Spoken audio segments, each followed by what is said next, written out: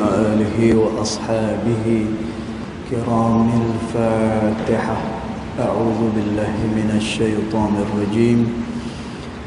بسم الله الرحمن الرحيم. الحمد لله رب العالمين الرحمن الرحيم مالك يوم الدين. إياك نعبد وإياك نستعين.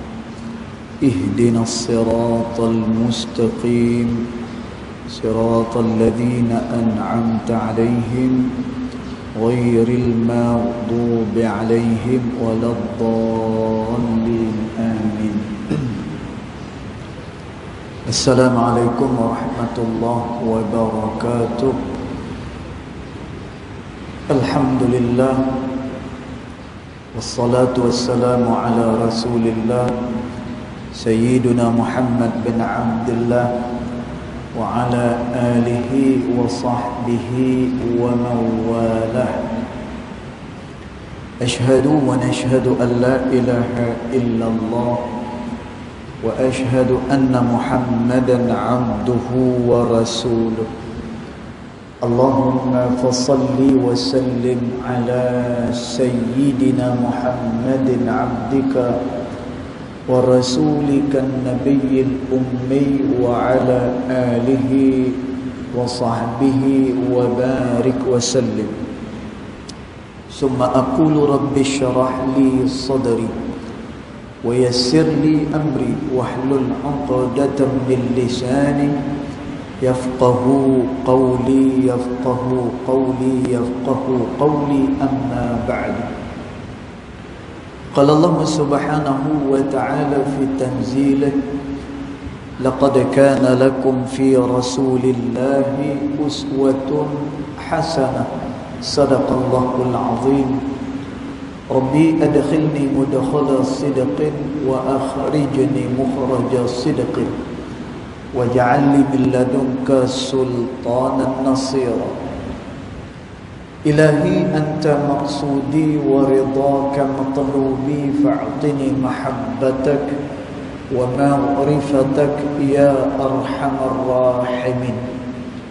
Alhamdulillah, yang pertama-tamanya kita merafakkan kesyukuran kehadirat Allah Ta'ala, kerana dengan limpah kurnia dan juga dengan rahmat Dia, alhamdulillah, pada tengah hari ini kita masih lagi diberikan kesempatan, ruang dan juga peluang oleh Allah Ta'ala untuk kita sama-sama menunaikan salat fardu Jumaat.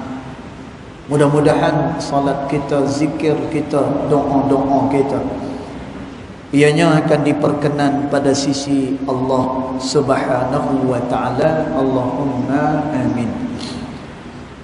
Tuan-tuan yang dirahmati Allah sekalian, sebagai tazkirah kita pada petang hari ini, kita mengambil masa dalam 15 minit, paling lama pun 20 minit. Kita nak berhabis, kita nak menghabiskan bacaan hadis yang kita baca pada subuh tadi, iaitu berkenaan dengan jalan-jalan orang yang mulia, cara untuk mendapatkan kemuliaan pada sisi Allah Subhanahu wa Ta'ala. Dan itulah sebagai tujuan kehidupan, iaitu menjadi orang-orang yang mulia pada sisi Allah Subhanahu wa Ta'ala. Ini sebagaimana yang disebut oleh Nabi SAW ketika mana para sahabat pergi berperang, maka disebutkan di sana, dan kata Nabi SAW, kita berperang ni, kalaulah kita mati sebagai seorang syahid.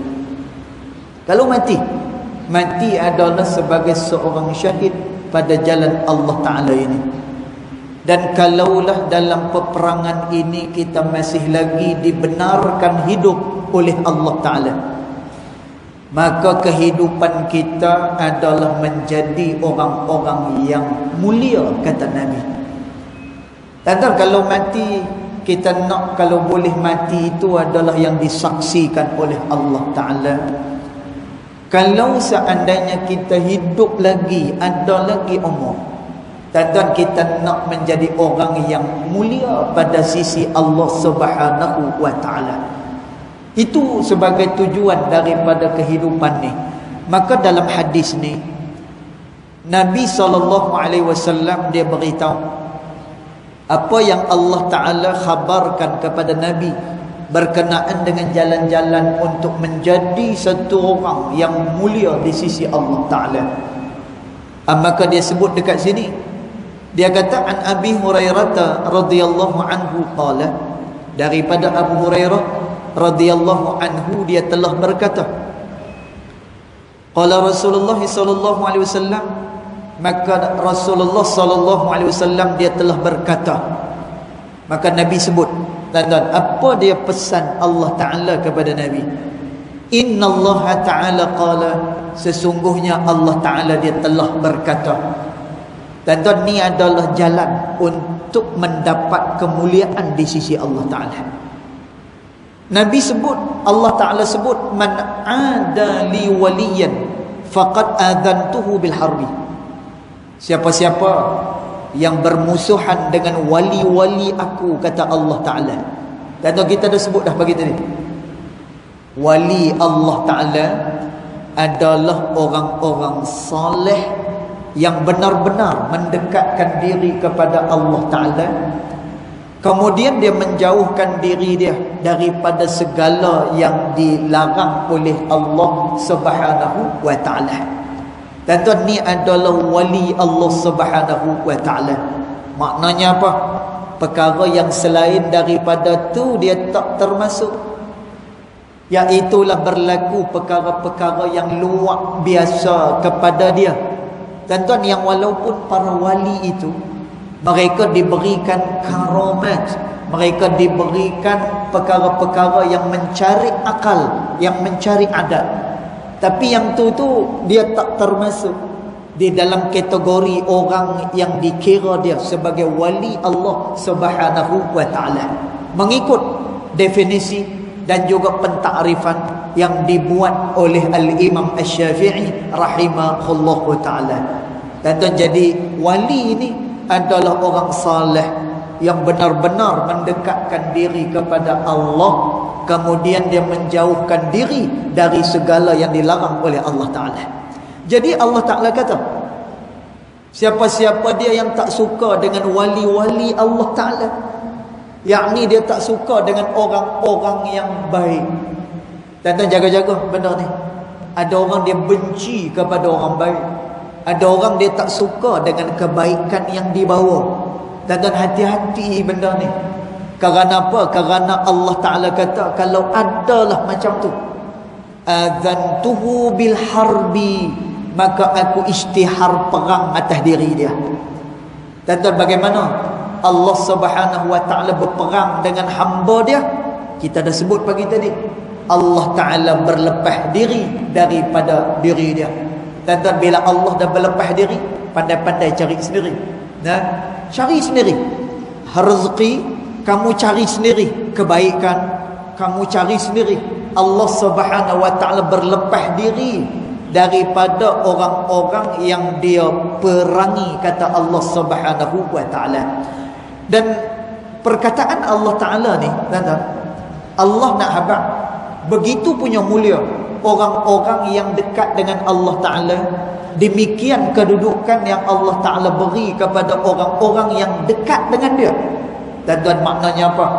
Orang baik dia di dalam jagaan Allah Subhanahu wa Ta'ala.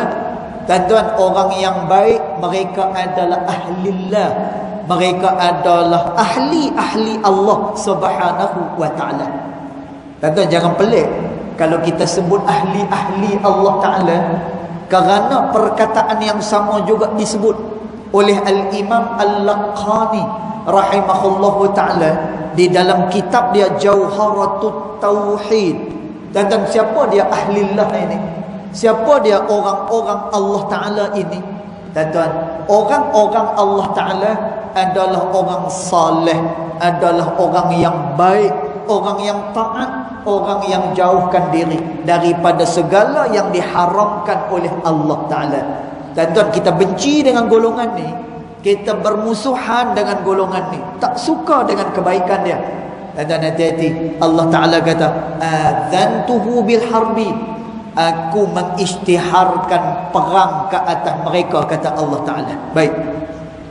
Kemudian Allah Ta'ala beritahu pada Nabi macam mana nak jadi orang yang mulia ini.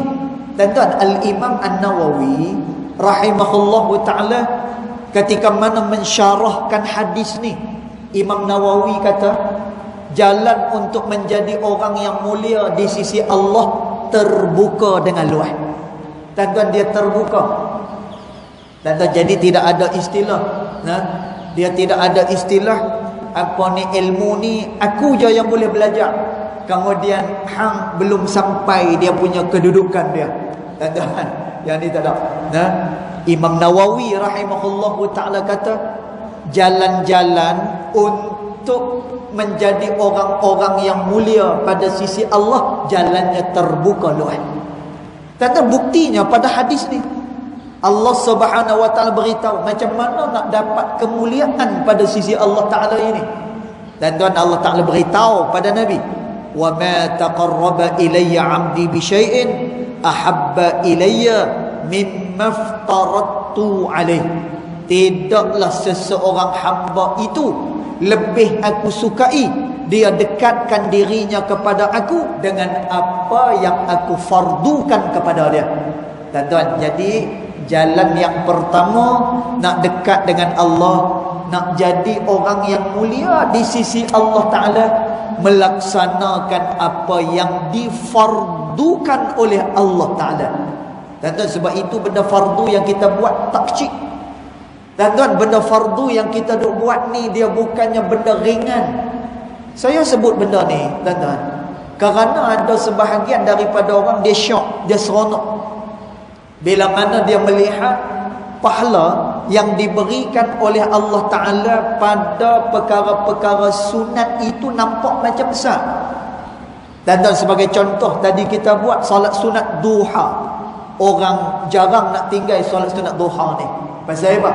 Kerana siapa yang solat sunat duha, rezeki dia murah.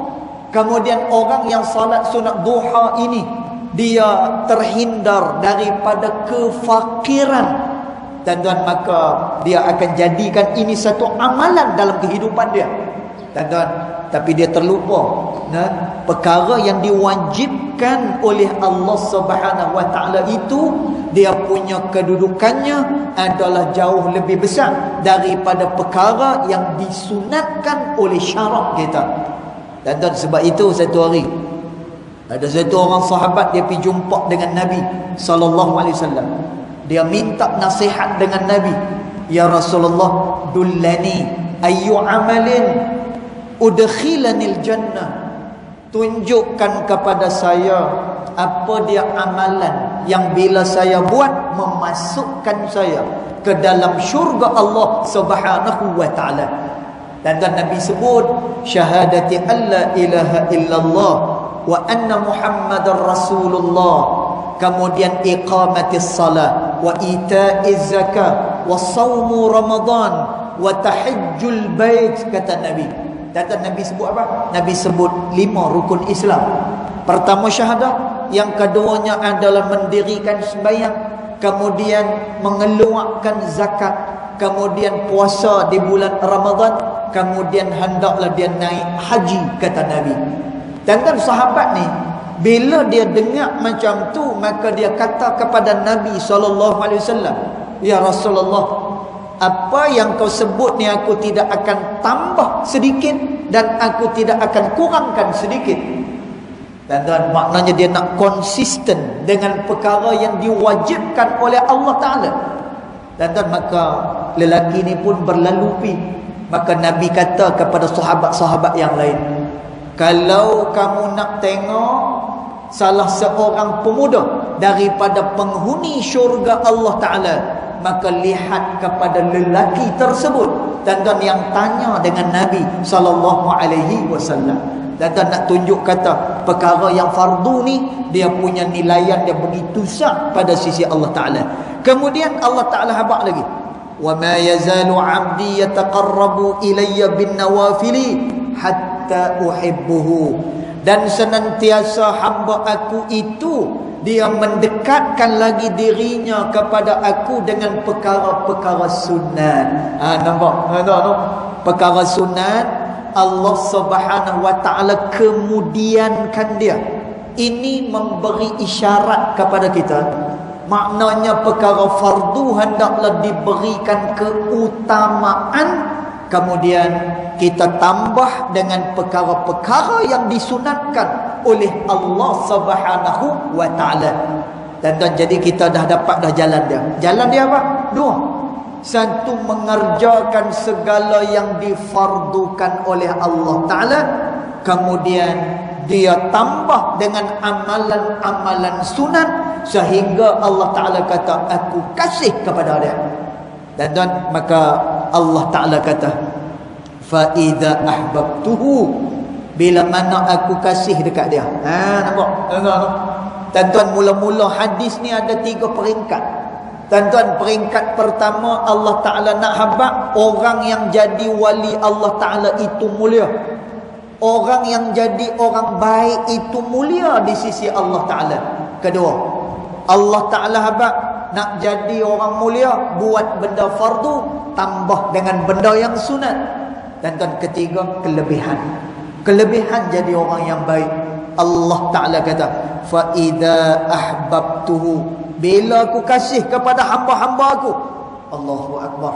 Tuan-tuan, nikmat bila mana kita jadi orang-orang yang dikasih oleh Allah Ta'ala. Sebab apa? Tuan-tuan tengok, Allah Ta'ala kata apa? Kuntu sam'ahu alladhi yasma'u bihi. Bila mana dia mendengar, maka dia mendengar apa yang aku dengarkan kepada dia.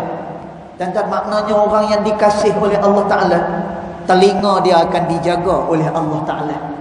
Dia tidak akan dengar perkara-perkara yang tidak elok.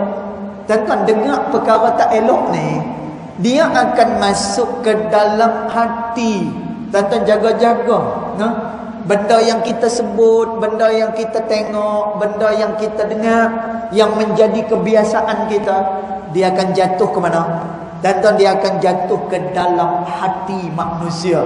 Tuan-tuan, dia akan jadi kotor dengan noda dosa kepada Allah Ta'ala. Tuan-tuan, bila hati itu kotor, apa pun juga hidayat tidak bermanfaat bagi dia.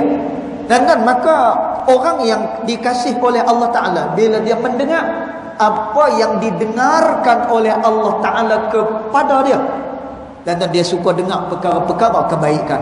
Kemudian Allah Ta'ala habaq lagi, wa basarahu alladhi yabsuru bihi, dan bila mana dia melihat dengan apa yang aku lihatkan pada dia.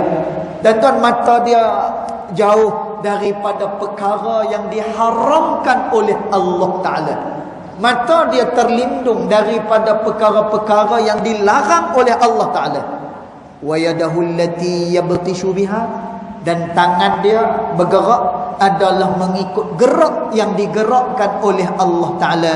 Wa rijlahu allati yamshi biha, dan bila dia berjalan dengan kaki dia berjalan dengan apa yang diarahkan oleh Allah Subhanahu wa Ta'ala. Dan orang ni ahli syurga. Orang ni ahli syurga. Dan sebab Nabi sebut, kata Nabi SAW, bila mana satu orang itu dia calon syurga Allah Ta'ala, nampak dia punya tanda-tanda dia.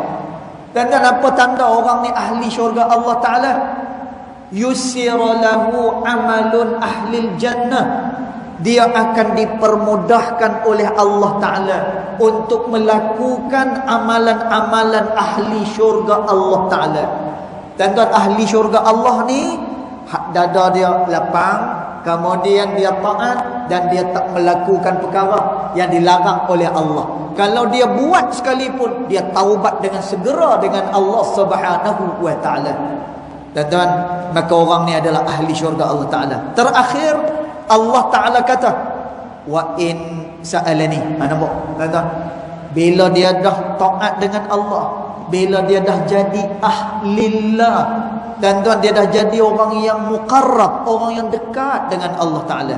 Wa in sa'alani, bila dia minta dengan aku, apapun juga permintaan dia, dia minta dengan aku, la u'tiyanna, aku pasti dan pasti akan beri kepada dia.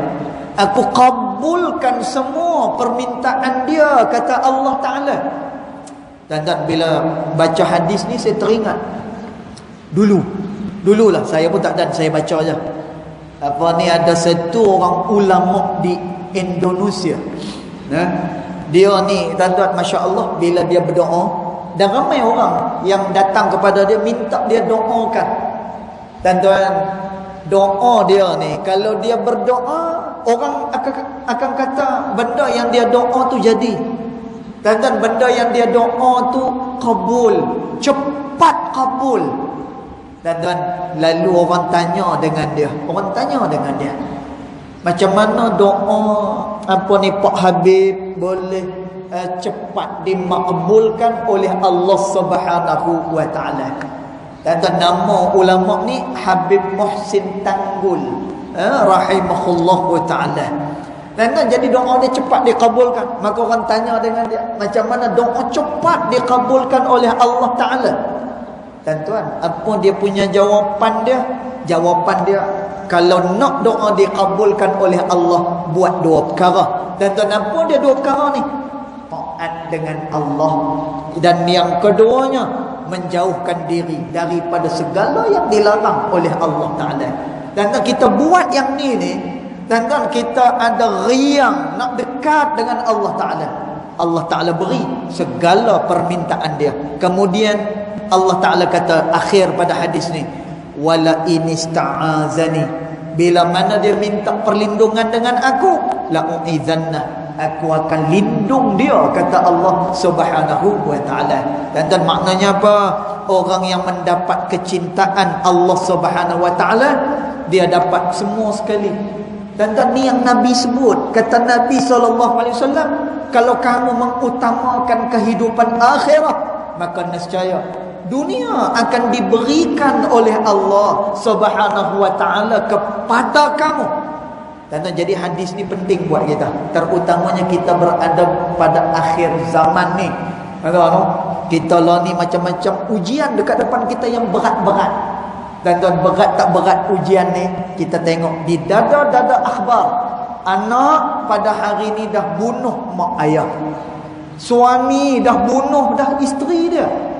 Dan anak-anak ni dia dah mula dah kurang hajak lah dengan dengan kedua orang tua dia. Kita tengok lahir orang-orang yang macam berani untuk dia sentuh berkenaan dengan ketetapan Allah Subhanahu wa Ta'ala.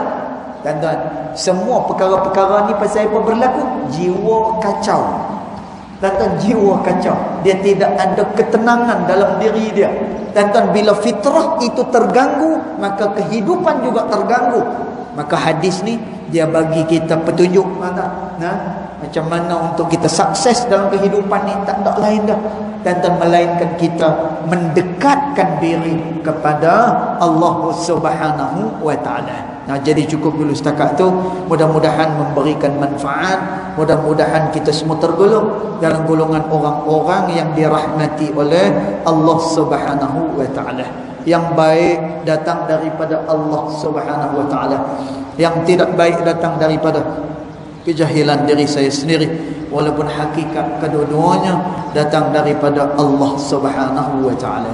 Bismillahirrahmanirrahim. Alhamdulillahirabbil alamin. Wassalatu wassalamu ala asyrafil anbiya wal mursalin wa ala alihi wa sahbihi ajma'in.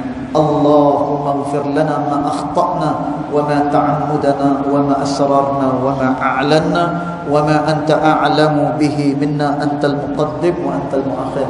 La ilaha illa anta subhanaka inna kunna minadh dhalimin. Wa sallallahu ala sayyidina Muhammad wa ala alihi wa sahbihi wa baraka wa sallam. Walhamdulillahi rabbil alamin. Allahu a'lam.